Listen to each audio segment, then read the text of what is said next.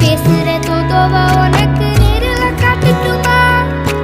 சின்னுக்கு பிடிச்ச எல்லா இனிப்பும் சாப்பிட தரட்டுமா?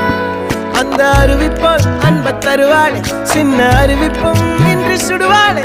நீயும் தும்மிடி தும்மிடி ஆயுசு நூறாக, என் உயிர் உன்னோட பத்திர சொத்தாக.